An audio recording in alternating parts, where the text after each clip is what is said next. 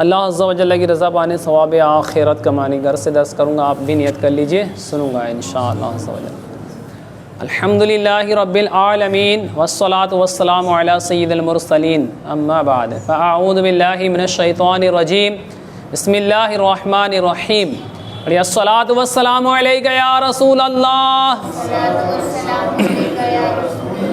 وعلی آلک واصحابک یا حبیب اللہ،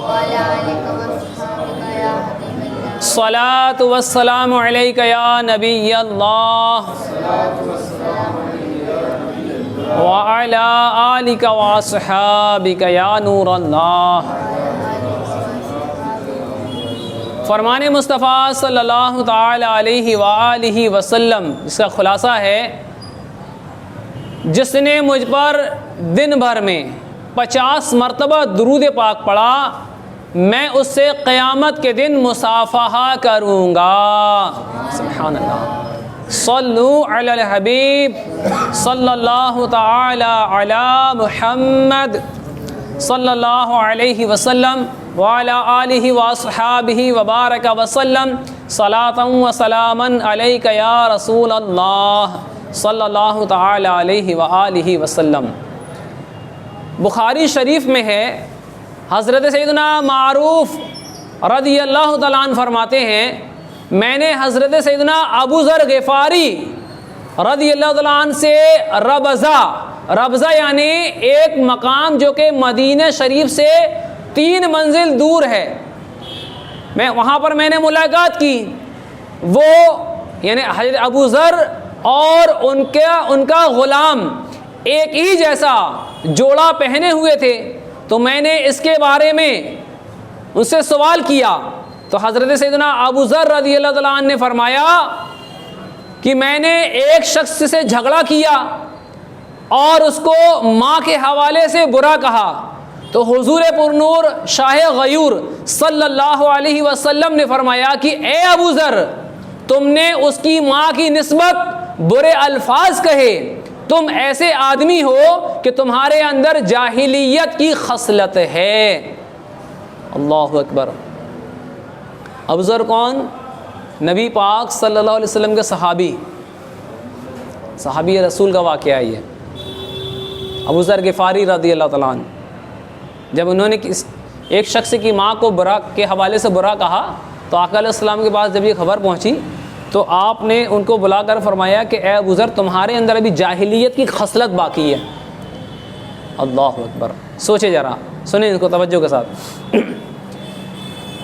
تو فرمایا آقا علیہ السلام نے کہ تمہارے لونڈی غلام تمہارے یعنی دینی بھائی ہیں، اللہ تعالیٰ نے ان لوگوں کو تمہارا ماتحت بنا دیا ہے، تو جس کا بھائی اس کے ماتحت ہو، اس کو چاہیے جو خود کھائے اس کو کھلائے اور جو خود پہنے اس کو پہنائے، اور تم ان خادموں کو ایسے کاموں کی تکلیف مت دو جو انہیں لاچار کر دے، اور اگر تم ایسی تکلیف دو یعنی کوئی مشقت کا کام دو تو خود بھی کام میں ان کی مدد کرو۔ اگر ان کی طاقت سے زیادہ ان پر بوجھ ڈال دو تو اس میں ان کی مدد کی جائے۔ کوئی بھاری کام دے کے یہ نہیں کہ جاؤ تم غلام ہو، تم نوکر ہو تو تم ہی کرو۔ اگر کوئی ہمارا اسلامی بھائی ہمارے ماتحت ہے تو ہمیں چاہیے کہ اسے، جو ہمارے ماتحت ہیں، ہمیں ان کے اوپر ظلم نہیں کرنا ہے انشاءاللہ۔ پیارے اسلامی بھائیو، حضرت سیدنا ابو ذر رضی اللہ تعالیٰ عنہ نے جس شخص کو غلط الفاظ کہے تھے وہ حضرت سیدنا بلال حبشی رضی اللہ تعالیٰ عنہ تھے۔ جانتے ہیں نا ان کے بارے میں؟ حضرت بلال حبشی رضی اللہ تعالیٰ عنہ، وہ الفاظ معاذ اللہ کوئی مروزہ گندی گالی نہیں تھی، اتنا کہہ دیا تھا کہ یعنی اے کالی ماں کے بیٹے۔ حبش کے جو لوگ رہنے والے ہیں وہ کالے ہوتے ہیں، نیگرو جن کو اپنے یہاں کہتا ہے نا، حبش کے، تو چونکہ یہ قدرتی طور پہ ہوتے ہیں، تو اتنا بار کہہ دیا تھا حضرت بلال حبشی رضی اللہ تعالیٰ عنہ سے ابو ذر غفاری رضی اللہ تعالیٰ عنہ نے اتنا کہا تھا کہ اے کالی ماں کے بیٹے۔ تو اس بات کو آقا علیہ السلام کی بارگاہ میں انہوں نے عرض کی، کس نے؟ بلال حبشی رضی اللہ تعالیٰ عنہ۔ تو اتنا کہہ دیا تھا کہ اے کالی ماں کے بیٹے، حضرت سیدنا بلال حبشی رضی اللہ تعالیٰ عنہ نے جب دربار رسالت میں اس کی شکایت کی تو سرکار مدینہ صلی اللہ تعالی علیہ وآلہ وسلم نے حضرت سیدنا ابو ذر غفاری رضی اللہ تعالیٰ عنہ کو ڈانٹا اور نصیحت فرمائی۔ اس کے بعد حضرت سیدنا ابو ذر غفاری پر اس کا کیا رد عمل ہوا، یہ بہت ہی لرزہ بر اندام کر دینے والی داستان ہے۔ یعنی اب سوچیے آپ نے کیا عمل کیا، اس کو سنیے اور ہو سکے تو دل کے کانوں سے سنیے پیارے اسلامی بھائی، ہے نا، اور اللہ تعالیٰ کے خوف سے لرزیے کہ آپ نے ایسا کون سا عمل کہا، صرف اتنا ہی کہا تھا نا، اے کالی ماں کے بیٹے۔ یہاں ہمارا حال کیا ہے؟ اللہ اکبر، اتنی بڑی بات کوئی کہہ دے تو لوگ کیا کریں گے؟ تلواریں نکال لے آئیں گے، جھگڑے بن جائیں گے، دو پریوار آپس میں لڑ جائیں، دو خاندان لڑ جائیں، ہے نا، اللہ اکبر۔ تو اب جب یہ بات آپ کو پتہ چلی تو پھر آپ نے کیا کیا؟ حضرت سیدنا ابو ذر غفاری رضی اللہ تعالیٰ عنہ حضرت سیدنا بلال حبشی رضی اللہ تعالیٰ عنہ کی خدمت میں پچھتاوے کے ساتھ حاضر ہوئے۔ ان کو یہ احساس تھا کہ میں نے صحیح جملہ استعمال نہیں کیا، میں نے غلط جملے نکالے، یہ احساس ہوا آپ کو، پچھتاوے کے ساتھ ندامت کے ساتھ حاضر ہوئے اور ایک دم اپنا حسین رخسار یعنی گال زمین پر رکھ کر انتہائی لجاجت کے ساتھ روتے ہوئے اور گڑ گڑاتے ہوئے کہا، اے بلال، جب تک تم اپنے قدم کے تلوے سے میرے اس رخسار یعنی گال کو نہ روندو گے، میں اس وقت تک اپنا یہ چہرہ ہرگز زمین سے نہیں اٹھاؤں گا۔ اللہ اکبر، سوچے ذرا، اپنا رخسار زمین پر رکھ دیا اور کہا اپنے پیر سے میرے گال کو روندو، جب تک تم ایسا نہیں کرو گے میں اپنا چہرہ زمین سے نہیں اٹھاؤں گا۔ یہ ہے صحابی۔ آج ہمارا حال، اللہ اکبر۔ حضرت سیدنا ابو ذر غفاری رضی اللہ تعالیٰ عنہ کے شدید بہت زیادہ اصرار سے مجبور ہو کر حضرت سیدنا بلال حبشی رضی اللہ تعالیٰ عنہ نے بادل ناخواستہ، دل نہیں چاہ رہا تھا، پھر بھی اپنا قدم سیدنا ابو ذر غفاری رضی اللہ تعالیٰ عنہ کے مبارک چہرے پر رکھ کر فوراً ہٹا لیا اور حضرت بلال رضی اللہ تعالیٰ عنہ نے ابو ذر غفاری رضی اللہ تعالیٰ عنہ کو معاف کر دیا۔ سبحان اللہ عز و جل۔ سوچے ذرا، غور فرمائے کیسا ان کا عمل رہا اور ایک ہمارا عمل۔ اللہ اکبر۔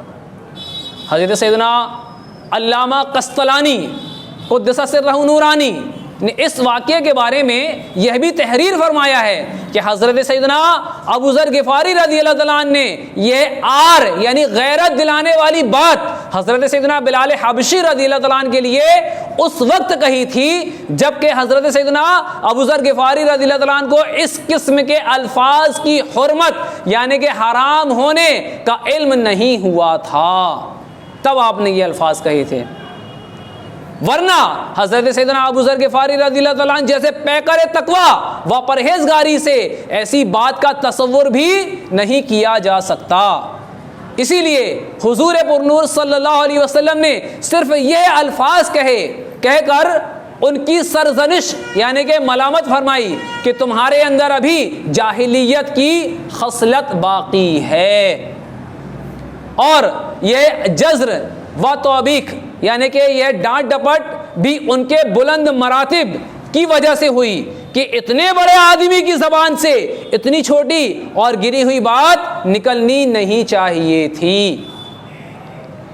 یہ ڈانٹ ڈپٹ کی وجہ یہ تھی کہ اتنی بڑی ہستی سے یہ چھوٹے الفاظ۔ اللہ اکبر۔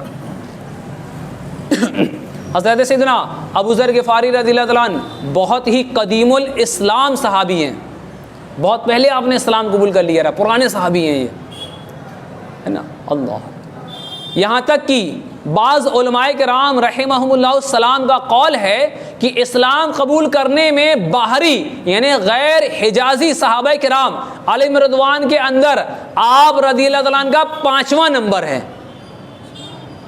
آپ رضی اللہ تعالیٰ عنہ کہ مسلمان ہونے کا پورا حال بخاری شریف میں مفصل مذکور ہے۔ آپ رضی اللہ تعالیٰ عنہ کے ایمانی جذبے کا حال یہ تھا کہ قبول اسلام کے بعد چند دن تک بلند آواز سے روزانہ مجمع کفار میں ایک اپنے اسلام کا اعلان فرماتے، کافروں کے مجمع میں اپنے اسلام لانے کا اعلان فرماتے، اور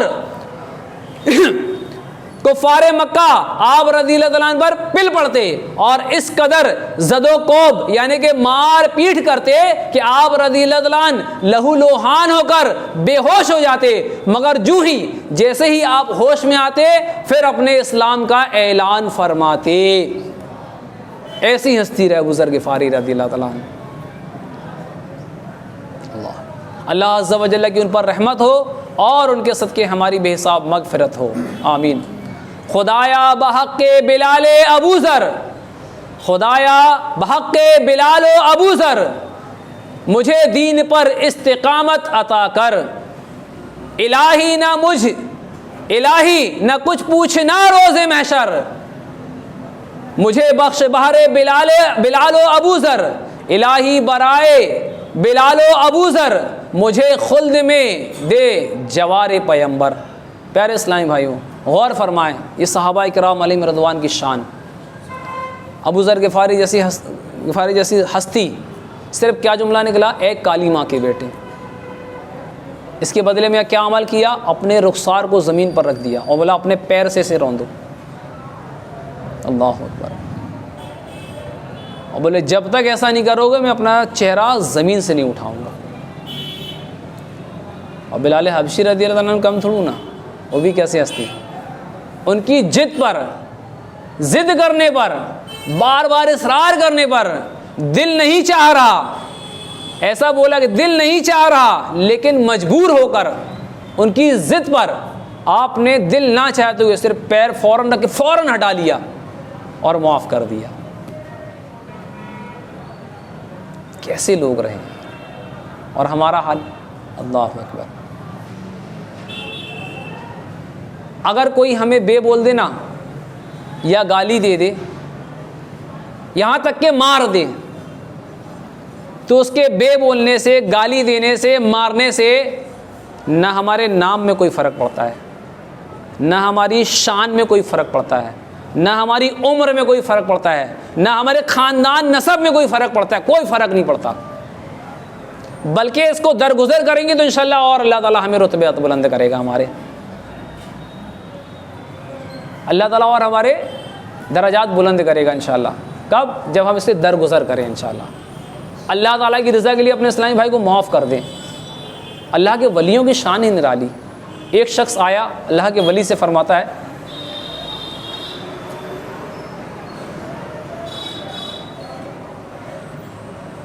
درود پاک پڑھ لیں صلی اللہ علیہ وسلم۔ کئی اولیاء کرام کے واقعات ہیں، ایک دو بتا کے بس انشاءاللہ۔ ایک شخص نے کہا ایک اللہ کے ولی سے، ایک عورت نے، کہ آپ کی داڑھی اچھی یا میری بکری کی دم، میری بکری کی دم اچھی یا آپ کی داڑھی؟ آپ خاموش رہے۔ اب ذرا غور فرمائیں، اگر کوئی اللہ نہ کرے ہم سے کوئی ایسی بات کرے، کیسا مزاج ہوگا؟ تو آپ خاموش رہے، کیا رہے؟ خاموش رہے۔ کچھ وقت گزرا، اس عورت کا انتقال ہو گیا، نہیں استغفر اللہ، آپ رحمۃ اللہ علیہ وصال فرما گئے۔ اس عورت نے آپ کو خواب میں دیکھا، اس عورت نے آپ رحمۃ اللہ علیہ کو خواب میں دیکھا، تو وہ عورت کہتی ہے ابھی بھی میرا سوال وہی ہے۔ آپ نے جواب نہیں دیا کہ آپ کی داڑھی اچھی یا میری بکری کی دم؟ تو آپ نے اپنی داڑھی مبارک پر ہاتھ رکھا، پھیرا اور فرمایا الحمدللہ، تمہاری بکری کی دم کو میری داڑھی سے کیا نسبت؟ تو بولے یہ جواب اس وقت کیوں نہیں؟ بولے اس وقت مجھے پتہ نہیں تھا کہ اللہ تعالیٰ کی بارگاہ میں بخشا جاؤں گا یا نہیں۔ اب جب کہ میرا وصال ہو گیا تو مجھے پتہ چل گیا کہ اللہ تعالیٰ کی بارگاہ میں میرے لیے کیا مقام ہے، تو اب تمہاری بکری کو میری داڑھی سے کیا نسبت؟ سوچے ذرا، ایک اللہ کے ولی کو ایک شخص جو گالیاں دینے لگا، بری گالیاں، تو آپ فرماتے ہیں کہ اگر میرے اعمال اللہ تعالیٰ کی بارگاہ میں قبولیت کے لائق نہیں ہیں تو جو تم گالی دے رہے ہو نا وہ کم ہے، جو تم گالی دے رہے ہو وہ کم ہے، اور اگر میرے اعمال میرے رب کی بارگاہ میں مقبول ہیں تو مجھے تمہاری گالی کی کوئی پرواہ نہیں، تمہاری گالیاں میرا کچھ بگاڑ نہیں لیں گی اگر اللہ تعالیٰ کی بارگاہ میں میرے عمل مقبول ہیں تو، اور اگر مقبول نہیں ہیں تو یہ گالیاں بھی کم ہیں، جو گالیاں دے رہے ہو یہ بھی کم ہے۔ اللہ اکبر، سوچے ذرا ہے۔ امام اعظم ابو حنیفہ رضی اللہ تعالیٰ عنہ، خلاصہ عرض کر رہا ہوں، ایک شخص حاضر ہوا، ایک شخص نے بہت مطلب ناگوار باتیں کہنا شروع کر دیا، تو آپ نے اس کو کچھ تحفے وغیرہ پہنچائے، یہ کہہ لیں غیبتیں کر رہا، الزامات لگا رہا، تو بولے یہ کیا آپ تحفے پہنچا رہے ہیں، میں نے تو آپ کے ساتھ ایسا ایسا عمل کیا۔ تو آپ فرماتے ہیں کہ حشر کے دن جب کہ نفس نفسی کا عالم ہوگا، کوئی کسی کے کام نہ آئے گا، تم میرے اس وقت کے مددگار ہو۔ بولے وہ کیسے؟ بولے آج تم مجھے برا کہہ رہے ہو، گالیاں دے رہے ہیں مثال کے طور پہ، تو حشر کے دن جو تمہاری نیکیاں وہ مجھے مل جائیں گی، تم تو میرے حشر کے ساتھی ہوئے، مددگار ہوئے، اب اس دن تو میں تمہیں کچھ دے نہیں سکتا، تو یہی چھوٹا سا تحفہ قبول کر لو، اور اگر مان لو تمہارے پاس نیک اعمال نہ ہوئے تو جو میرے گناہ ہوں گے نا وہ تم لے لو گے، کیوں؟ کیونکہ تم مجھے برا کہہ رہے ہو، تو وہاں پر میں تمہیں کچھ نہیں دے سکتا، اس لیے چھوٹا سا تحفہ قبول کر لو دنیا ہی میں۔ تو وہ بندہ شرمندہ ہوا، پچھتایا کہ واقعی میں نے غلط الفاظ استعمال کیے۔ سمجھ میں آ رہی بات؟ تو سوچیے ذرا یہ معاملات ہمارے ساتھ بھی تو ہونا ہے، نہیں ہونا ہے ہمارے ساتھ؟ ہمیں موت نہیں آنی کیا؟ حشر میں اٹھنا ہے نہیں اٹھنا ہے؟ اٹھنا ہے نا، تو پھر ہم یہ کیوں نہیں سوچتے؟ ہم کیوں لڑنے کے لیے کھڑے ہو جاتے ہیں؟ کیوں جوابی کارروائی کے لیے کھڑے ہو جاتے ہیں ہم؟ ارے بے بول دیا کون سی ہماری شان میں فرق ہے، بول دیتے بھائی، بلکہ اس کے بے بولنے سے ہم کو سبق لینا ہے، ہم نے کون سی غلطی کرے اس نے بے بولا، آپ وہ غلطی نہیں کریں گے انشاءاللہ۔ یہ ہے عقل مندی۔ کسی نے گالی دیا، گالی کیوں دیا؟ کوئی غلط کام کیا، اب وہ غلط کام نہیں کریں گے انشاءاللہ۔ کسی نے ہماری شان کے، ہمارے مزاج کے خلاف بات کی، کیوں کہی؟ ہم نے کوئی غلطی کی ہوگی، اس غلطی کا سدھار کر لیں، دوبارہ نہیں کہے گا انشاءاللہ عز و جل۔ یہ عقل مندی ہے۔ جوابی کارروائی کرنا یہ عقل مندی نہیں ہے۔ پہلوان وہ ہے جو اپنے غصے کو ضبط کر لے، اور جو برداشت نہ کر سکے لڑنے کھڑا ہو جائے وہ تو کمزور آدمی کی پہچان ہے، یہ پہلوان کی پہچان نہیں ہے۔ پہلوان تو برداشت کرنے والا ہوتا ہے نا، لڑنے والے کو تھوڑا پہلوان کیسے کہتے ہیں، یا بدلہ لینے والے کو پہلوان تھوڑا کہتے ہیں، طاقتور آدمی کو پہلوان کہتے ہیں۔ اور طاقتور کون؟ جو غصے کو ضبط کر جائے۔ کریں گے انشاءاللہ عز و جل، آج کے بعد کبھی کسی سے نہیں لڑیں گے انشاءاللہ، جب تک کہ کوئی خلاف شرع معاملہ نہ ہو۔ جہاں پر حکم لڑنے کا وہاں لڑیں گے، اپنے ذاتی نفسانی خواہشات کی بنا پر۔ جب ہمارے رہنما علماء اہل سنت کوئی ایسا اللہ نہ کرے کوئی ایسے معاملات ہو تب کی بات اور ہے، لیکن ایسے اپنے کسی بھی اسلامی بھائی بلکہ کوئی بھی ہو، زبردستی لڑنے سے حاصل کیا؟ کچھ حاصل ہے؟ نہیں حاصل۔ بالفرض تصور کر لیجئے کہ اللہ نہ کرے کسی سے بھی لڑ لیں آپ، اب کورٹ کچہری کے چکر شروع ہو جائیں، کام دھندے کا ہرجا، اوپر سے جو کما رہے ہیں وہ کورٹ کچہری بھرے آئیں، صحیح ہے؟ یہ نقصانات کتنے ہیں؟ تو کاہے ایسے کام کرنا؟ یا بالفرض ایسا کر لیں، اب ایک روایت کا مفہوم ہے کہ جس کسی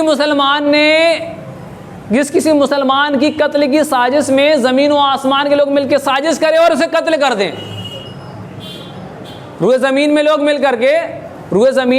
مل کر کے اس کے قتل کی سازش کریں اور اس کو قتل کر دیں، تو اللہ تعالیٰ ساروں کو جہنم میں ڈال دے گا، چاہے وہ جتنے ہوں، ایک مسلمان کے قتل میں۔